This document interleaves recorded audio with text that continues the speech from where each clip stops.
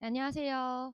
영상 세팅하는데 조금 시간이 걸려가지고 제가 멍 때리고 있었던 게 아니라 이제 촬영하는 시점을 잡으려고 잠깐 서 있었는데요. 제가 좀 기억력이 좋은 편이거든요. 근데 몇 번째 뵙는 분들이 계신 것 같아요. 초면이 아닌 부모님들이 좀 있는 것 같아서 좀 반갑기도 하고, 사실은 지난번에 이 대치동 앞에서 한 두 번 정도 뵀던 부모님을 마주쳤는데 아는 척을 해야 될까 말아야 될까 잠깐 고민한 적도 있었어요. 그래서 이렇게 많은 분들을 이 자리에서 또 여러 번 뵙게 되니까 또 영광스럽고, 어제도 이 자리에 설명을 진행을 했었는데 어제는 국어과 과정에 대해 설명을 드리느라 약간 저의 수업에 대해서는 신비감만 부여해드리고, 오늘 이제 자리를 마련해서 한번 이제 진행을 해보도록 하겠습니다. 자, 우선은요. 어제 제가 한 30분 넘게 약 40분 정도 국어과에 대해 설명을 드렸어요. 그리고 어제 참석하지 못했던 분들이라고 해도 이제 다 끝나고 나면 영상을 저희가 다 만들어가지고 보내드릴 예정이에요. 그래서 아쉬워하지 마시고 오늘은 이제 제 수업에 대해 조금 더 집중해서 들어주시면 좋을 것 같습니다. 자, 제 이름은 윤현지이고요. 이제 다원에서 고등부 수업을 진행을 하고 있습니다. 그리고 지금 조기 개강해서 예비 고1은 지금부터 시작을 했고요. 예비 중상 같은 경우에는 내년에 1월부터 수업을 진행할 계획입니다. 자, 고려대학교 국어교육과 나왔고요. 그리고 이제 국어 전문학원에서만 계속 국어 수업하다가 지금 다원에서 단과 수업을 진행을 하고 있습니다.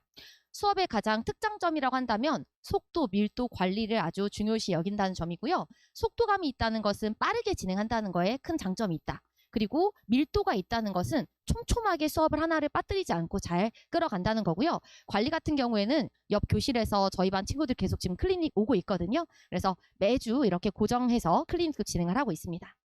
자, 간략하게 저에 대해 소개를 드렸지만 제 이제 수업에 대해서 한 번 더 말씀을 드릴 텐데요. 제 수업의 이름은 내 성적을 1등급으로 해서 내일 국어라고 명칭을 한번 붙여봤습니다. 이제 앞에 이렇게 내일 국어라고 해서 자료집도 보이실 겁니다. 자, 그리고 이제 제 성격 자체가 좀 빠릿빠릿하고요. 행동력이 좋기 때문에 이런 이미지를 잘 유지하려고 제가 이렇게 키워드 두 번째를 만들어 봤는데요. 지난 영상에서 제가 잠깐 말씀을 드리긴 했지만 이게 제 이미지랑 조금 어긋나는 부분도 있는 것 같아가지고 로고만 살짝 바꾸려고 고민 중입니다. 그러니까 제가 조교들한테도 이제 부탁을 하는 게 내 교재 표지를 조금 아이디어를 만들어줬으면 좋겠다. 그러면 제가 여자 강사고 하니까 아기자기한 이미지 같은 걸 끌어오더라고요. 제가 딱 그 조교쌤을 보면서 저 어떻게 생겼나요? 저 아기자기하게 생겼나요? 했더니 아니래요. 너무 빠르게 아니라고 해가지고 좀 상처를 받았는데 이미지 자체가 조금 차분하고 그런 느낌인데 장난스러운 느낌의 로고인 것 같아서 내용은 좋은데요. 다음번에 만날 때는 좀 로고를 새롭게 세팅해가지고 또 이 자리에서 인사를 드릴 예정이고요. 마지막 하나는 저랑 좀 딱 떨어지는 것 같아요. 뭔가 다른 데를 보지 않고 한 곳만을 향해서 가면서 그리고 성적까지 1등급으로 직진한다는 의미로 제가 이렇게 세 가지 키워드를 마련해 봤습니다. 자, 우선은 어제의 내용과 살짝 겹치는 부분도 있는데 그래도 잠깐 짤막하게 말씀을 드릴게요. 이제 고등국어를 정말 단순하게 말씀드리면요. 고1은 큰 고민 없이 학교별 특성만 이해하면 된다. 고1은 교과서가 정해져 있습니다. 그래서 공통국어 1, 2를 따라가시면 되는데요. 보통 고1 과정에서는 문학 비중이 50% 이상, 그리고 문법 비중이 한 40% 정도고요. 학교별로 여기에 추가적으로 화법이나 작문이나 독서를 다룰 수도 있지만 애초에 그걸 싹 빠지게 하는 학교도 많습니다. 그래서 1학년 때는요. 모의고사 1년에 몇 번 치르는 거 빼고는 독서 실력을 크게 요구하지 않습니다. 그래서 하는 것도 나쁘지 않지만 해야 될 게 너무 많다 그러면 1학년 때는 문학과 문법 중심으로 정리를 해두는 게 좋고요. 그리고 이제 2학년은 80% 이상의 대치동 학교가 1학기는 문학으로 갑니다. 그리고 나머지 2학기는 80% 이상이 문법으로 갈 거거든요. 그래서 문학과 문법 위주로 가고요. 특정 학교에서는 독서도 좀 중요하게 봅니다. 특히 이제 대치동에 있는 중요 남학교에서 그런데 독서 같은 경우에는 1학기에 먼저 끌어쓰겠다 하는 학교도 있지만 대부분은 2학기로 이제 뒤로 밀어놨기 때문에 여름방학에 조금 독서를 신경 써서 준비를 해주시면 될 것 같고요. 2학년부터는 독서는 끊김없이 그냥 꾸준하게 평가원 기출과 그다음에 고2 학력평가 수준으로 연습을 해두는 게 좋습니다. 왜냐하면 독서 같은 경우에는 특정 지문을 암기하는 게 큰 의미가 없고 유형을 익히는 게 중심이기 때문에 어떤 지문이든 상관없이 수준에만 맞춰서, 그래서 우리 아이가 지금 고2라면 고2 학력평가 수준에, 그리고 고2 거를 다 풀어봤다? 그러면 이제 고3 거 차근차근 넘겨가면 돼요. 자, 그리고 이제 고3으로 넘어가면 모든 학교가 상관없이 다 수능 특강으로 들어가기 때문에 고3 때는 수능 특강을 열심히 신경 쓰면 되고요. 여기에 플러스 이제 기출을 풀리면 되겠죠. 그리고 이제 대체적으로 수업 난도나 시험 난도 같은 경우는 여고가 조금 더 깐깐하고 양이 많다. 거기에 비해서 남고는 확실히 좀 양을 줄여주거나 아니면 애초에 수능형으로 바꿔가지고 암기량을 조금 더 적게 조절해주는 경향이 있고요. 남고랑 공학은 비슷하긴 하지만 특정 공학의 경우에는 남학생이 유리하다는 소문도 있고요. 특정 공학의 경우에는 여학생이 더 이제 유리하다는 소문도 있지만 해마다 좀 달라지는 것 같아요. 그래서 그냥 저도 듣기로는 중대부고가 공학 중에서는 남학생들한테 조금 더 유리하다.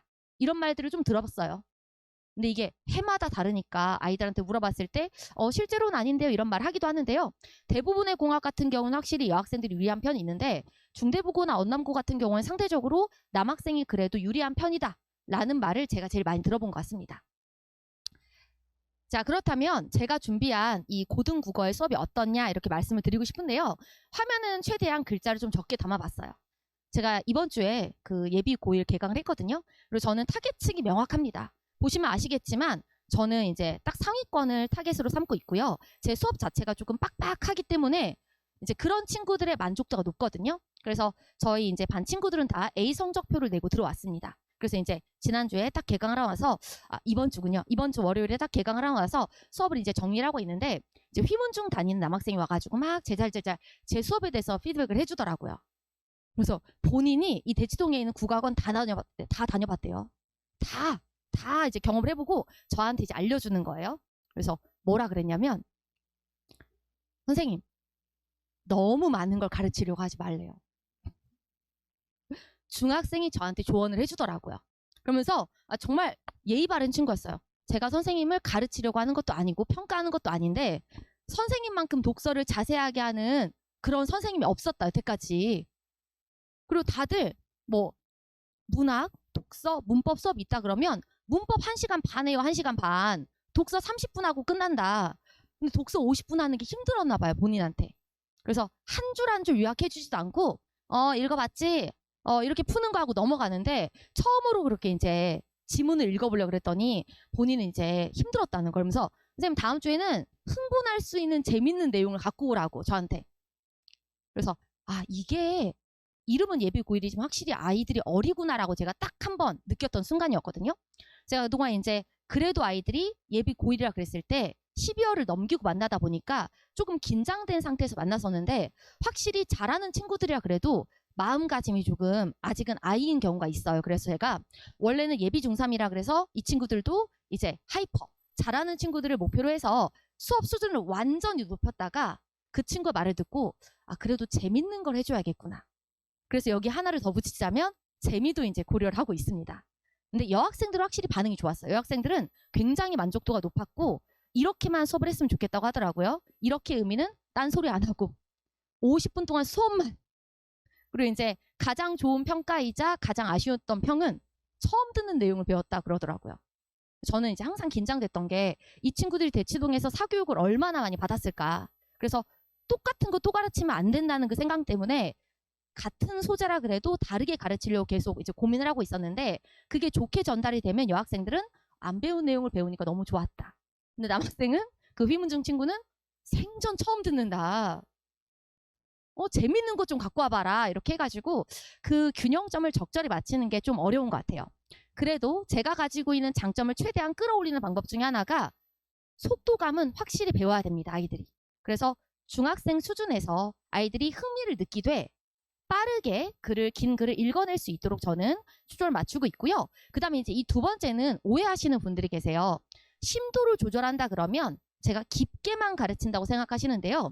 심도라는 건 얕고 깊은 게 생겨야지, 차이가 있어야지 발생하는 거거든요. 그러니까 어떤 부분은 가볍게 다룰 줄도 아는 안목, 그리고 어떤 부분은 깊게 들어가서 그 깊은 지점에서 답을 정확하게 찾아낸 능력, 이걸 제가 고려하기 때문에 어려운 것만 가르친다는 게 아니고요. 어려운 것과 중요한 것과 가볍게 짚어줘도 되는 부분을 제가 깐깐히 고려해가지고 지문에 넣었고요. 마지막은 이게 핵심입니다. 사실 저는 상위권과 최상위권을 가장 크게 나누는 게 태도라고 보거든요. 그리고 이제 사실 수능은 엉덩이 싸움이다. 내신은 더 그렇고요. 그래서 엉덩이에 진짜 종기가 생길 정도로 한 자리에 앉아가지고 열심히 해줘야 되는데 이 마음을 갖기까지가 어려워요. 어떤 친구는 그렇게 하지 말라 그래도 타고나길 그렇게 하는 친구들이 있고, 그리고 특히 남학생들 같은 경우에는 정신 차리고 나면 고3이고 정신 차리고 나면 재수생이고, 그래서 이미 그때는 늦었다. 제발 그 전에 우리가 어떻게 하면 이 시기를 잘 보낼 수 있을지 이 멘탈 관리가 필요한데, 제가 이제 그런 걸 정말 잘하는 스타일이기 때문에 보내주시면 아이는 포기하려고 그래도 저는 포기 안 하거든요. 그래서 이 세 가지, 이 지점 플러스 재미까지 제가 더해서 수업을 준비하고 있습니다. 자, 그렇다면 이 아이들이 이 시기에 뭘 공부해야 되냐? 이건 어제도 이야기 안 했던 겁니다. 이 자리에 이제 오신 분들께 말씀드리는 건데요. 저는 이렇게 생각을 했어요. 아이들이 시기별로 국어과는 우선순위가 분명히 정해져 있다. 그래서 제가 생각했을 때 예비 중3 지금 겨울에 해야 될 내용과 예비 고1이 됐을 때 겨울과 여름에 했어야 될 거, 그리고 예비 고2, 예비 고3의 내용이 정해져 있다고 보는 건데요. 네, 찍으셔도 됩니다. 이거는 학교마다 다른데요. 교과서 독서를 진행하기도 하고 진짜 수능 기출의 그 독서 지문을 수업하기도 합니다. 그러니까, 네, 독해죠. 그러니까 책 보는 그 독서가 아니라 수능 독서 지문이요. 비문학이라고 이제 흔히 생각하시는 그 과목이라고 생각하시면 돼요. 자, 그럼 이제 말씀을 드릴게요. 자, 제가 생각했을 때 예비 중3, 그러니까 지금 겨울방학 때 해야 될 건 뭐냐면 고1을 준비하는 것도 당연히 맞지만요. 예비 고1들이 오히려 공통국어 1, 그러니까 1학기 딱 개학하고 나서 들어가야 될 건 예비 고1의 역할이에요. 그리고 공통국어 2가 2학기 내용이잖아요. 그러면 공통국어 2는 이 예비 고1들이 여름이 됐을 때 그때 해야 되는 거라고 생각을 합니다. 이거를 순서를 뒤바꿔서 겨울방학 때 공통국어 2 내용을 하고 있는 것도 제 생각엔 좀 답답하다고 느끼는 거고요. 그래서 커리큘럼 딱 오픈된 거 자세히 보시면 안 써 있겠지만 전 딱 보면 알거든요. 이 학원에서 지금 공통국어 2를 겨울방학 때 넣었다? 그거는 여름방학 때 해야 될 텐데, 이런 생각이 들 때가 있어요. 딱 시기별로 직전에 공부해야 될 거, 그리고 좀 미리 끌어와서 해야 될 게 나뉘어져 있다면 저는 예비 중3 때 오히려 공통국어 2에서 다 다루기 어렸던 거 조금 더 가져다 놓고, 그리고 어차피 고2로 넘어가면 문학이 엄청 많아져요. 그래서 당연히 예비 고2 때도 문학을 해야 되긴 하지만 어느 정도 조금씩 끌어서 해야 될 게 있다면 지금 예비 중3 때 공통국어 2부터 고2 문학 내용까지 어렵지 않은 수준과 재밌는 부분만 뽑아서 그때 지금 해놓는 게 확실히 도움이 된다고 보는 거죠. 이제 화면에는 공통국어 2, 공통국어 2 고2 문학 문법이라고 적어놨지만요. 당연히 독서 훈련도 기반이 되긴 해야 됩니다. 그래서 전 영역을 고루 다룰 수 있는 게 예비 중3이고요. 그리고 이제 사실상 예비 고1이 되면 겨울방학 때는 이제 진짜 써야 되는 내용, 그래서 공통국어 1 내용, 여름방학 때는 공통국어 2에다가 딱 정해져 있어요. 중세국어 문법. 해서 이제 예비골로 넘어가면 진짜 특정 시즌을 이제 목표로 해서 공부 양 자체가 많아지지만 범위는 줄어들게 됩니다. 그리고 이제 예비 고2로 넘어갔을 때는 고2 1학기가 문학이기 때문에 겨울방학 때 문학을 중심으로 해야 되고요. 여름부터는 확실히 독서 비중을 확 늘려줘가지고 독서 훈련을 많이 해줘야겠죠. 그리고 이제 학교마다 다르긴 하지만 이제 내신 문법이 따로 있기 때문에 여름방학 활용해서 문법을 해줘야 되고요. 휘문고라든지 세화고 같은 경우에는 고3 때 문법을 하기 때문에 그런 독특한 학교들은 이제 겨울방학으로 넘겨서 문법을 밀어놔도 되긴 하지만 일반적인 학교들은 이런 흐름을 따라가게 됩니다. 그러니까 쉽게 말하면 예비 중3도 수특해도 좋아요. 예비 중3도 공통국어 1 해도 다 좋습니다. 근데 시간적으로 그게 어렵다 보니까 순서에 따라서 우리가 공부를 해야 된다면 저는 이 순서가 그래도 아이들이 버겁지 않은 수준에서 바로바로 쓸모있게 공부를 하는 게 되지 않을까라고 생각을 하는 거고요. 이런 고민 때문에 제가 이번 커리큘럼에 고1 내용과 고2 내용을 적절하게 섞어가지고 이제 1년 커리큘럼을 준비했다, 이렇게 말씀을 드리고 싶습니다. 그리고 이제 부모님들이 궁금하신 것 중에 하나가 놓친 부분은 어떻게 하냐라고 이제 물어보시는데요. 제가 생각했을 때 놓친 부분은 클리닉, 가장 이제 기본적으로 쓸 수 있는 건 클리닉이고요. 수업 자체가 놓친 걸 따라가기엔 좀 어렵다고 봐요. 특히 대치동에서. 그래서 제 커리큘럼 자체는 지금 당장 눈앞에 펼쳐진 것부터 처리하는 걸 목표로 두고요. 지나간 내용 중에서 정말 결손이 심하다는 건 어휘입니다. 진짜 어휘는 빠뜨리면 안 되거든요. 그래서 어휘 같은 건 사실 안 쳐놓고 계속 외우게 하고 확인해주고 그러는 과정이잖아요. 그리고 문법 같은 건 반복이에요.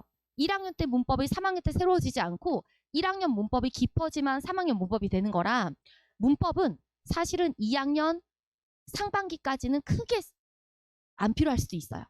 2학년 3반기까지는 문학만 나오기 때문에. 그럼 아이들을 설득할 때 우리 고1 때까지만 문법 열심히 해놓자. 그리고 2학년 넘어가면 문학 열심히 하면 돼. 그리고 이제 애들이 이제 힘이 좀 빠졌을 때 고2에서 고3 넘어갔을 때 스스로 공부할 수 있는 그런 힘이 생겼을 때 다시 문법 돌리게 하는 거죠.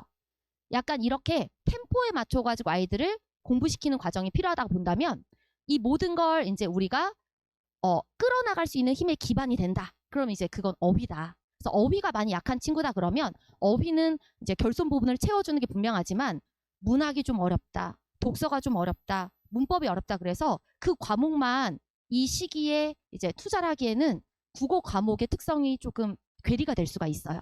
그래서 국어 과목은 애초에 이제 시기별로 그 과목을 준비하는 게 조금 더 적절하고요.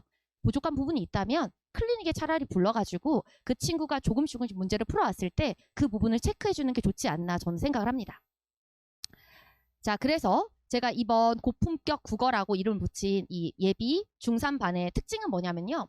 우선은 제가 준비하고 있는 그 고등과정 예비 고1과 예비 중3은 다 고품격 시리즈라고 이름을 붙였는데요. 이름을 이렇게 붙인 이유는 고등의 품격이에요. 그래서 고등의 자격, 고등의 품격을 보여주는 수업이다. 그래서 이 수업에 들어오려면 그 정도의 자세와 그 정도의 정신력은 필요하다. 이런 뜻인데요. 그래서 아쉽겠지만 입반 테스트가 필요합니다. 이렇게 했을 때 가장 큰 장점은 뭐냐면요. 조금 뛰어다니는 친구들도 눈치를 좀 봐요.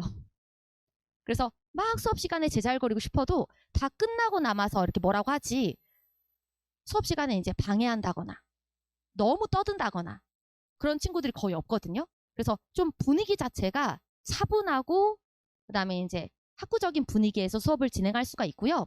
수업 목표 자체가 명확하기 때문에 이게 따라주지 않으면 이 수업을 진행하기 어려울 수가 있습니다.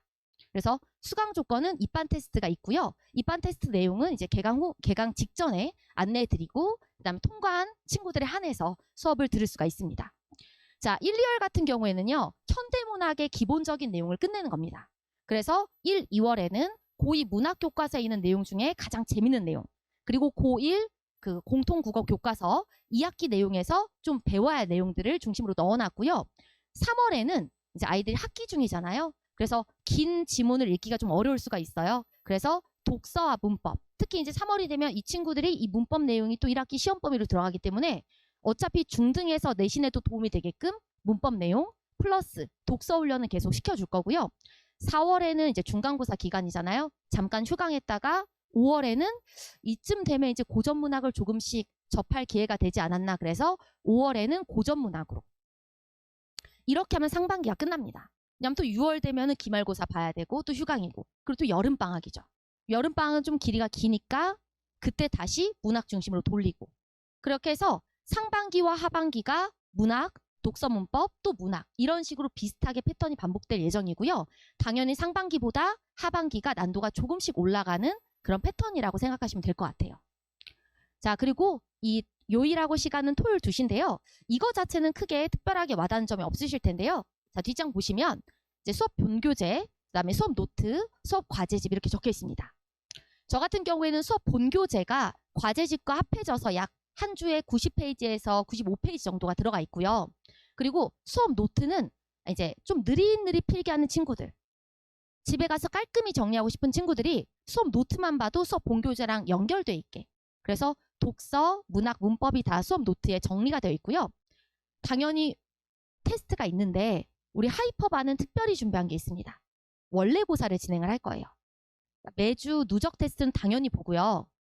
원래고사는 제가 어떻게 준비하고 있냐면 이 동네 남고 스타일 문제만, 이 동네 여고 스타일 문제만 해서 1, 2월 동안 2번 정도, 그러니까 매달 원래고사를 볼 텐데요. 그래서 아이들이 이제 예를 들어서 남고 공학 스타일부터 볼 겁니다. 왜냐하면 남고나 공학 스타일이 조금 더 평이하기 때문에 더 쉬운 문제 유형으로 봤어요. 그래서 이제 우리 아이가 남고 스타일 그다음에 공학 스타일 봤는데 그 문제에서는 똑같은 내용을 다뤘을 때 점수가 괜찮게 나온다. 근데 이제 2월 시험에서는 여고 스타일 문제만 줄 겁니다. 실제 이 강남권에 있는 여고 시험 문제만 갖고 와서요. 그런데 편차가 너무 심하다. 그러면 그때 우리 아이가 어떤 학교 스타일 시험이 더 어렵게 느껴지는구나. 아니면 편차 없이 어떤 시험이 나와도 시험을 잘 볼 수가 있구나. 이런 것들을 확인할 수 있게끔 매달 원래고사를 진행할 예정이고요. 원래고사 내용은 당연히 수업 내용과 연결돼 있습니다. 그러니까 1, 2월은 문학 중심으로 원래고사가 들어가는 거고요. 3월 같은 경우는 독서 문법을 배웠으니까 원래고사 내용도 독서 문법이 되겠죠. 그래서 달마다 아이들이 학교 스타일을 확인하면서 단대부고 문제, 경기요구 문제, 어떤 식으로 문제가 나왔는지 확인할 수가 있는 거죠. 그러면 커리큘럼이랑도 이어지는 게 수업 내용 자체도 고2 수준에서 문학 지문 같이 가져왔는데 문제 자체도 고2 수준의 문제를 아이들이 풀 수 있는 수준에서 아주 어려운 거 말고요. 배운 내용과 연결되게끔. 그래서 실제로 아이들이 학교를 다닐 때는 중학생이지만 마음가짐 자체는 이제 내가 곧 고등학생이 되니까 이 정도는 외워야 된다. 이 정도 학습량은 대비가 돼야 된다는 걸 충분히 느끼게끔. 그리고 제일 좋은 건 뭐냐면 누적 테스트 난도는 엄청 높을 수가 없는 게 성실도를 반영해야 되잖아요. 근데 원래고사는 얄짤없이 상대평가입니다. 그래서 이름 전체는 절대 공개하지 않고요. 이제 앞글자 정도는 공개하고 중학교 공개해서 상위권 학생들은 쫙 붙여줄 겁니다. 그리고 이제 저희 반만의 이제 룰이 있는데요. 부모님께는 등수 안 알려드려요. 그냥 아이들이 그 문자가 갈까봐 집에 못 가는 경우가 있거든요. 그 문자를 부모님이 보고 계실까봐 집에 안 들어가고 방황하는 경우가 있어서 저는 이제 보통 성적표를 어떻게 보내드리냐면 상위 30%의 점수를 보내드려요. 그러니까 이번 시험을 봤는데 상위 30%의 점수는 91점입니다. 그리고 우리 아이 점수 나가고요. 최고점자의 점수가 나가요. 그러면 최고점 기준으로 우리 아이가 1등이면 알 수 있어요. 근데 1등이 아니면 최고점은 아니구나. 그다음 두 번째로 상위 30%인지 아닌지 알 수 있어요. 그럼 등수는 누가 하는 거냐면 학생이 학원에 와서 결석 안 했을 때만 알 수 있어요. 그리고 절대 자료집에는 성적 넣지 않습니다. 그냥 이걸 학원에서만 보고 가야 되는데 이거 들고 다니면서 또 싸움 날 수 있거든요. 여학생들은. 그래서 딱 등원했을 때 붙여놓고 끝내고요. 그리고 하위권은 공개하지 않습니다. 그래서 1등부터 한 10등 정도만 공개해요. 근데 재밌는 건 하위권 친구들도 그거 보려고 서 있어요. 자기 해당도 안 되는데 가가지고 꼭 누가 1등이야? 누구예요? 이렇게 꼭 물어보더라고요. 그래서 이건 아이들과 이제 합의된 내용이기 때문에 절대 전체 내용 공개하지 않는다. 이거랑 등수는 상위권 친구들만 공개해준다. 그리고 부모님께는 30% 학생의 점수, 그리고 최고점자의 점수. 등수 너무 궁금하시면 저한테 연락은 하실 수 있는데요. 알려드릴 수 있는데요. 문자로 몇 등 이렇게 나가면 굉장히 서로 불쾌해지고 집에서 부모님과 아이가 싸울 수가 있고 그래서 이제 그런 부분은 궁금하시면 연락하시면 언제든 답변해드릴 수 있어요. 근데 문자로 공개적으로 나가진 않습니다. 자, 이런 점이 이제 아이들이 확실히 중학교는 그냥 A 성적 이렇게만 나오니까 뭐 80점 넘으면 기분 좋게 뭐 다 맞으면 더 좋고 그리고 뭐 95점, 97점 너무 많다 보니까 상대평가가 어려운데요. 우리 반은 좀 경쟁적인 분위기 속에서 서로 이제 어느 중학교에 누가 잘하는지 이 친구가 이제 어느 정도의 성적을 보이는지 이걸 계속 확인할 수가 있기 때문에 이 원래고사가 다원 하이퍼 수업에서만 진행하는 아주 특별한 방식이라고 생각해 주시면 좋을 것 같고요. 당연히 매주 이렇게 누적 성적표가 나갑니다. 자, 이 화면에 보이는 이 이미지가 실제 제가 아이들한테 보내주고 있는 이미지고요. 모든 성적표는 누적이에요. 이건 제가 직접 쓰기로 하는 건 아니고요. 시스템이 알아서 해주는 거라 예를 들어서 우리 친구가 시험을 3번 봤다. 그럼 이 뒷장에 누적 성적표가 1주차 성적, 2주차 성적, 3주차 성적이 계속 생성돼요. 그래서 4주차에는 4번 성적을 받는 거고 그 다음 5주차에는 5번 성적을 받는 거고 그래서 뒤에 그래프로 1주차 때 점, 2주차 때 점 해서 받아보시면 이게 무슨 말인지 더 확실히 아실 수 있을 텐데요. 그리고 옆에 보면 이거는 크게 중요하지 않습니다. 지금 이미지니까요. 문항 정보도 적혀 있어요. 그래서 딱 보시고 어머님들 한눈에 우리 애가 문학에서 많이 틀렸구나. 우리 애가 독서에서 많이 틀렸구나. 이것도 볼 수 있어요. 그리고 글자가 너무 작아서 아쉽네요. 우리 반 친구들이 많이 틀린 문제도 표시해줘요. 그래서 3번 우리 아이가 틀렸는데 오답률 70%. 뭐 4번 우리 아이가 틀렸는데 오답률 10%. 그러면 너는 왜 다른 애들 다 맞는 문제를 틀리니? 이렇게도 이제 잔소리 하실 수가 있는 거죠. 그래서 옆에 코멘트 다 달려 있고요. 매주 이렇게 성적표가 나가는데 당연히 원래고사는 더 자세히 나가겠죠. 매주 나가는 성적표 플러스 월마다 나가는 진짜 중요한 상대평가 모의고사가 있습니다. 자, 그래서 이 고품격 국어가 이 반에서만 제시하고 있는 내용을 설명을 드리면 앞선 내용을 다시 한번 요약해 드리는 건데요. 모든 수업은 우선순위를 반영하고 있습니다. 그리고 두 번째 거는 고등 수준의 내신 그리고 학평 유형의 문제풀이 훈련을 계속 반복할 거고요. 마지막은 원래고사를 진행한다. 그래서 다시 한번 요약해 드린 거예요. 똑같은 내용이지만 한 번 더 말씀을 드리고 싶었고요. 그리고 이제 이거 궁금해 하실 것 같아가지고 사실 이제 지난번 수업을 설명할 때는 내신 성적에 대해서만 제가 실적을 말씀드렸는데요. 제가 이제 다원에 와서 여름방학 때 수능 수업을 진행을 했죠. 그래서 이제 고2 수능 수업과 고1 수능 수업을 진행을 했는데요. 단 한 명의 퇴원생이 없었습니다. 그리고 그러니까 제가 이제 스스로 수업 만족도 100%라고 적어놨는데 개강했을 때 인원보다 종강했을 때 인원이 더 많았고요. 당연히 중간 퇴원생이 없었으니까요. 그리고 이제 이거 좀 주목해 주셨으면 좋겠어요. 이거는 우리 아이들 원하기만 하면 언제든 참여할 수 있습니다. 저 이 동네 살거든요. 저 이 동네 살아요. 그래서 아침에 일찍 나옵니다. 그래서 고2 같은 경우에는 아침에 깨워줘야 돼요. 방학 때. 패턴이 깨지면 안 되니까. 그래서 고2는 아침마다 8시에 모의고사 보게 해줬어요. 제가 이 교실에 써 있었는데 앞에다가 이제 시간 적어두고 이제 시계 붙여주고요. 이제 모의고사 시험지 놔준 다음에 와서 시험 보고 가는 거예요. 그러면 학원의 수업은 한 번 오고 클리닉 한 번 오고 평일에 모의고사 와가지고 오전에 정신 차리고 가고 이거를 방학 동안에 한 주도 안 빠지고 했습니다. 그래서 제가 고2를 목표로 해서 이 수업을 진행을 했는데요. 제 수능 수업 들었던 고1들도 선생님 저도 풀고 싶어 해가지고 고1들도 같이 와서 풀었어요. 그래서 아이만 원한다면 분명히 있거든요. 한 20명 중에 한 명은 있어요. 특히 여학생들 중에 나 그냥 가서 할래. 언니 오빠들 하는 거 보고 배울래. 그러면 이제 모의고사 시험 난도를 좀 제가 다르게 준비하면 되는 거니까요. 그래서 그냥 8시부터 1시간 20분 동안 푸는 연습하는 거예요. 그래서 아이들이 그냥 어떻게 수능 모의고사를 보는지 방법을 배우는 것도 중요한데 그 분위기, 그 시간에 깨어나는 거. 그리고 혹시 아시나요? 아침에 국어 공부하는 게 제일 좋다는 거. 서울대생한테 인터뷰했어요. 메가스터디에서. 그래서 언제 어떤 과목을 공부하는 게 제일 좋습니까? 라고 인터뷰를 했을 때 보통 아침에는 국어 과목이 훨씬 더 좋다. 이유는 1교시가 국어다. 그리고 이제 뇌가 깨어나지 않은 상태에서 글자를 바로 보는 게 되게 힘들 수가 있거든요. 그래서 다른 건 다 잘해도 1교시 망치는 친구들이 굉장히 많고 이제 긴장이 풀렸다. 그럼 2교시부터예요. 1교시는 너무 긴장한 상태에서 그게 안 되는 친구들이 있어서 오전에 깨어있는 연습을 방학 때는 꼭 해줘야 돼요. 안 그러면 애들이 낮과 밤이 바뀌어가지고 특히 낮에 학원이 있으면 11시쯤에 깨어나거든요. 절대 안 된다. 아무것도 안 해도 되니까 아침에 제발 일어나라. 이거부터 시작이라서 오전 모의고사 계속 진행했고 언제든 와도 됩니다. 왜냐면 저는 나와 있고 다 준비는 되어 있으니까 우리 친구들도 와서 할 수가 있고요. 그리고 이제 1등급은 맞았는데 굉장히 불확실했던 친구가 있었어요. 그 친구 같은 경우에 영동고, 동생도 제 수업 듣거든요. 영동고 2학년, 영동고 1학년 다 제 수업 들었는데 동생이 말하기로는 우리 형 1등 한 것 같은데요 라고 했는데 정확히는 모르겠어요. 그래서 본인이 이제 98점, 학교에서 가장 높은 점수인 것 같다라고 말했을 때 이번에 고2 모의고사가 되게 어려웠거든요. 그래서 그 친구가 선생님 저 그냥 확실하게 1등급만 나왔으면 좋겠어요 했는데 거의 학교에서 상위권으로 나왔고요. 그 다음에 이제 두 번째 사례는 정말 이제 뿌듯한 사례였습니다. 사실인데요. 제 대학교 선생님께서 학부모가 되셔가지고 수업을 보내주셨어요. 제가 전공이 국어 교육과거든요. 그러면 얼마나 많은 제자들이 다 국어 선생님이고 국어 강사겠어요.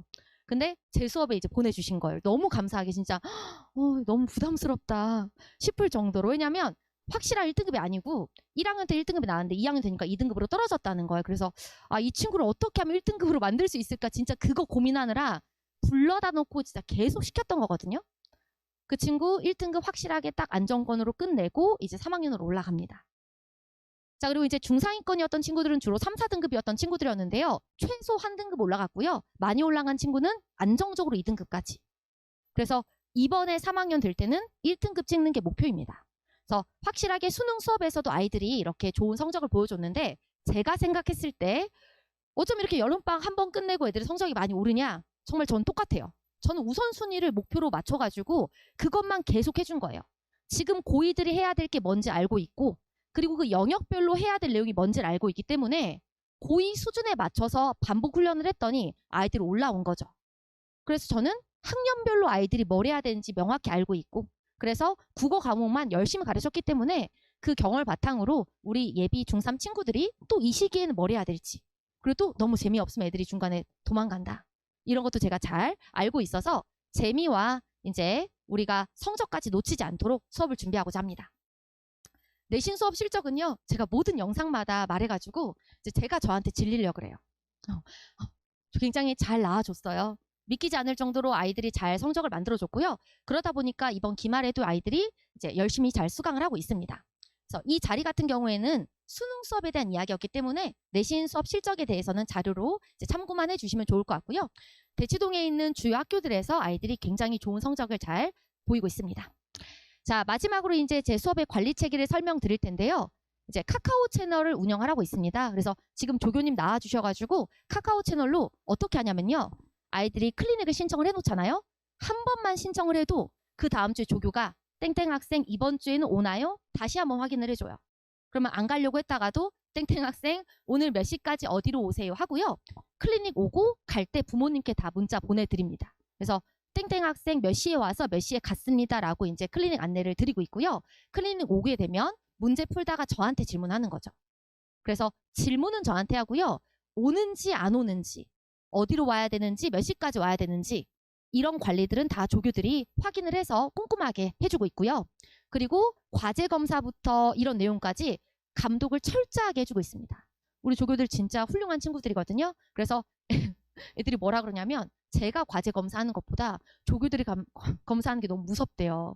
왜냐면 저는 딱 보고 이건 중요하지 않은 문제니까 틀렸어? 그치만 이건 해와야 된다 이 정도라면 우리 조교들은 엄청나게 이제 성실한 친구들이기 때문에 파란색으로 오답 안 해오고 빨간색으로 수정 안 해오면 다 X로 나가요. 그럼 이제 수업 끝나고 기다렸다가 선생님 이거 잘못된 것 같다고 과제 동그라미로 바꿔달라고 그럴 정도로 조교들이 엄청 꼼꼼하게 이제 과제 관리해주고 있고요.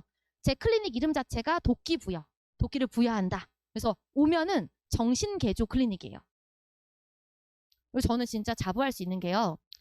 처음에 개강하고 나서 저 클리닉 진행합니다 하고 끝까지 1년 동안 끌고 간 강사들이 생각보다 별로 없어요. 뒤로 가면 흐지부지해지는 게 애들이 갔을 때 별로 관심도 못 받는 것 같고 그냥 방치된 것 같다 그러면 안 오잖아요. 이따 보시면 아시겠지만 우리 애들 간식 먹으러 옵니다. 클리닉에 와서 그렇게 간식을 먹으면서 매주 오고 있거든요. 그리고 뒤로 갈수록 클리닉 더 많이 왔고요. 저는 이 주변 산다 그랬잖아요. 명절 당일에도 했습니다. 왜냐면 그때가 딱 시험 기간이잖아요. 그래서 원하면 언제든 올 수 있고 처음에는 안 오려고 했던 애들이 나중에는 선생님 언제 해요? 그러고요. 정말 기가 막혔던 건 제가 이사를 했거든요. 이사 당일에도 선생님 클리닉 언제 해요? 그래가지고 저 쉬려고 그랬는데 이사 하다 말고 와서 클리닉도 했습니다. 실제로 있었던 이야기고요. 그래서 클리닉은 제가 말씀드리는 것보다 보내고 나면 더 믿으실 수 있을 것 같아요. 그리고 이제 마지막 우리가 원래고사도 보지만 국어 학습 어떻게 해야 될지 잘 모르시겠으면 저한테 연락 주시면 좋고요. 아니면 아이하고 제가 직접적으로 만나가지고 방향에 대해서도 충분히 소개를 해드릴 예정입니다. 자, 뒷부분에는 제 수업에 대한 수강 후기가 들어가 있습니다. 이제 이 팜플렛에도 자세히 들어가 있으니까요. 이 부분은 참고하시면 좋을 것 같아요. 사실 이 부분 읽어드리면 좋을 것 같긴 한데 전 제가 이렇게 읽으면 너무 부끄러워가지고 읽다가 막 목이 맥히고 그래서 이 부분은 직접 읽어주시면 좋을 것 같고요. 사실 이 자리가 저라는 사람을 보기 위해서 오셨다는 걸 저도 잘 알고 있어요. 그래서 보시면서 감입니다. 저 사람이다. 그리고 이제 그런 확신이 든다면 믿으신다면 이제 보내주셨을 때 정말 실망하지 않게 잘 수업 이끌어 나갈 수 있다고 제가 확신 있게 말씀드릴 수가 있을 것 같습니다. 꼼꼼하게 아주 성실하게 잘 지도할 테니까요. 오늘 영상 또 집에 가서 보시고요. 궁금한 내용 있으면 자료집에도 이렇게 QR코드 들어가 있거든요. 찍어서 문의하셔도 좋고요. 개강일은 1월 달입니다. 그때 이제 좋은 기회가 될 때 또 만나면 좋을 것 같습니다. 감사합니다.